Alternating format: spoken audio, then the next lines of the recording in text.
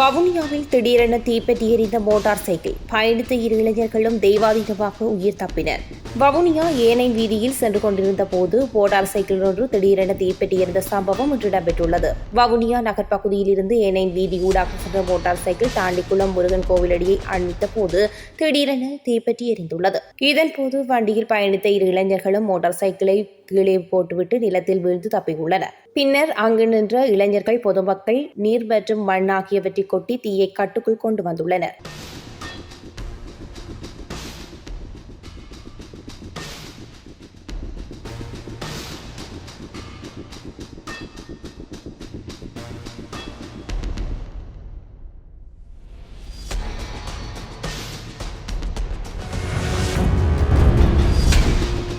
சிங்கள மக்கள் மத்தியில் அனுர செல்வாக்கு இழந்துவிட்டார். சாணக்கியன் எம்பி தெரிவிப்பு. அண்மை காலமாக தொடர்ச்சியாக தேசிய மக்கள் சக்தி அரசாங்கத்துக்கு எதிராக பல குற்றச்சாட்டுகள் முன் வந்து கொண்டே இருக்கின்றது. அதாவது தேசிய மக்கள் சக்திக்கு மக்கள் வாக்களிக்கும் பொழுது மக்கள் மத்தியிலே இருந்த ஒரு நம்பிக்கை, இவர்கள் ஊழல் செய்யாதவர்கள், மோசடி செய்யாதவர்கள், நேர்மையானவர்கள் என்றெல்லாம் மக்கள் மீது மக்கள் மத்தியிலே நம்பிக்கை இருந்தது.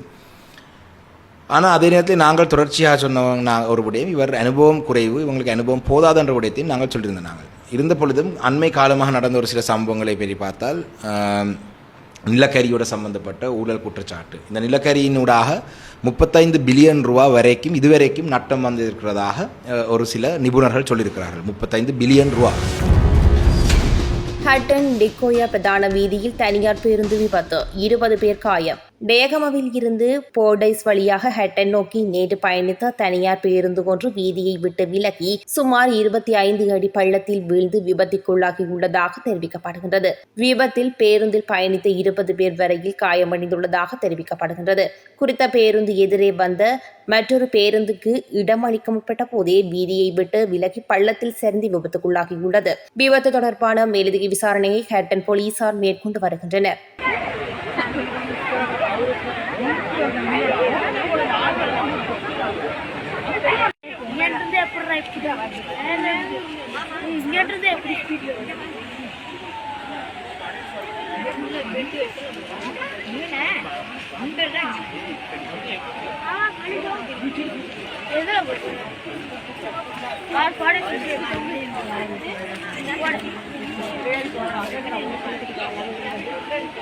Orange bus. Hello. Dragon bus. Yazhpanam Thaiyiddy விகாரை காணி விவகாரம் தொடரும் இழுபறி. இத்தனை காலம் இந்த முதல் வழக்கு போட்டிருக்க வேண்டியவர் அனுமதியற்ற கட்டடத்துக்கு பிரதேச சபை தலைவர், பிரதேச சபையாளர். அன்றிலிருந்து இன்று வரை பல தடவை வழக்கு போட்டதாக பிரதேச தலைவர் தொடர் சுகிதன் பல தடவை எனக்கு நேரடியாக சொல்லியிருக்கிறார். ஆனால் எந்த வழக்கும் இன்று வரை போடப்பட இல்லை. சமீபத்தில் ஏகமனதாக பிரதேச சபையில் வழக்கு போடுறதா தீர்மானம் நிறைவேறினா பிறகும் இன்று வரை வழக்கு போட இல்லை. இதுக்கான காரணம் என்னன்றதை நேற்று இடநடுவில் வந்து நான் பொறுப்பு முடகாணிகளுக்கு லெட்டர் நான் தரலாம், பிரதேச சபை தலைவராக நான் தரலாம், நான் பொறுப்பு காணி எடுத்து தருவேன், நீங்கள் அளக்க விடுங்கோண்டு நிர்பந்தத்தை அந்த பிக்குமார்கிட்ட போகிறது அங்கே போகிறது வந்து நிர்பந்தத்தை செய்த அன்புக்குரிய எங்களோட பிரதேச தலைவர் இதுக்கான காரணத்தையும் சொல்லணும். அப்போ இது ஒரு கட்சி மறைச்சி தான் சொல்கிறேன். நீர் எந்த கட்சி என்றதை முதல் சொல்லும், மக கட்சி இருக்கோன்றது சொல்லணும். இதுகளெல்லாம் சொல்லத்தானே வேணும். கட்சி எந்த கட்சியும் மறைக்கல, இங்கே எந்த கட்சியும் இல்லை. இவருக்கு முதல் இருந்த எங்களோட ஹானிகள் அந்த கட்டிடம் கட்டப்பட்டிருக்கிற அந்த தையட்டி ஏரியாக்குரிய போர்ட் மெம்பரும் முதல் எந்த பிரதேச சபையில் எந்த எதிர்ப்பும் தெரிவிக்காத காரணத்தினால காணிய இழந்த தம்பி சாருயன இந்த முறை ஒரு கட்சி, அந்த கட்சி தான் ஆக்கிரமிக்கிற இடம் எல்லாம் நிற்கிற ஒரே கட்சி தமிழர் சார்பில். உங்கள் ஊடகம் எல்லா இடமும் போகும் பார்க்கும். அந்த கட்சி தம்பி நீனில் உண்ட ஓடல, உண்ட பிரதேசத்தில் நீனில், அப்போ தான் பிரதேச சபையில் நீ கதைக்கலாம். பிரதேச சபையை அதுக்கு சார்பாக நடக்குது. அப்போ பிரதேச சபை தவிசாளர் இந்த தவிசாளர் தான் முதல் பிரதேச சபையின் தவிசாளர். போட்டுட்டன் என்று போடாததுக்குரிய காரணம் நேரடியாகவே கேட்குறேன், உங்களுக்கு பணப்பரிமாற்றம் நடந்ததா? இந்த கட்சி நேற்று கட்சி ஒன்றும் பெற இல்லை. அப்போ ஏன் நீங்கள் போட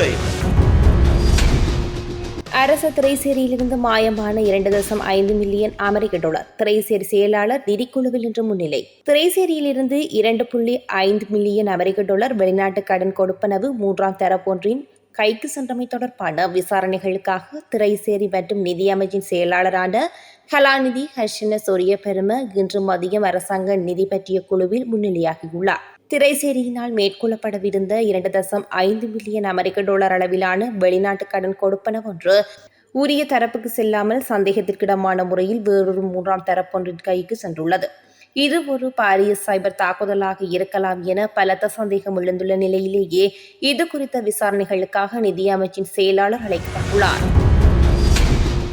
காலி பகுதியில் மாணவிகளின் சீருடையில் சிவப்பு மை தெளித்த ஆசிரியர் கைது. கோட்டை பகுதியைச் சேர்ந்த 32 வயதுடைய நபர் ஒருவரை இவ்வாறு கைது செய்யப்பட்டுள்ளார்.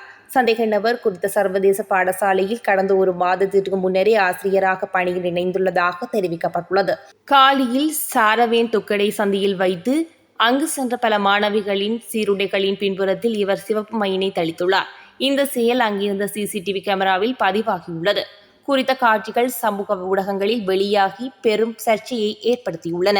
சமூக ஊடகங்களில் பரவிய காணொலி மற்றும் போலீஸ் புலனாய்வு பிரிவின் தகவல்களின் அடிப்படையில் விசாரணைகளை ஆரம்பித்த காலி போலீசார் சந்தேக நபரை கைது செய்துள்ளனர்.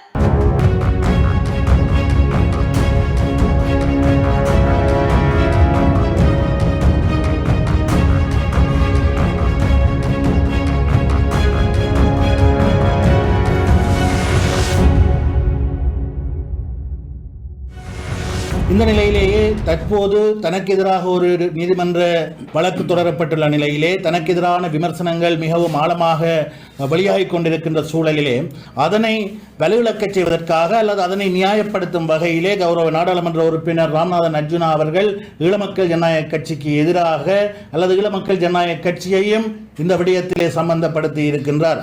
உங்களுக்கு தெரியும், இது முதற் தடவை அல்ல.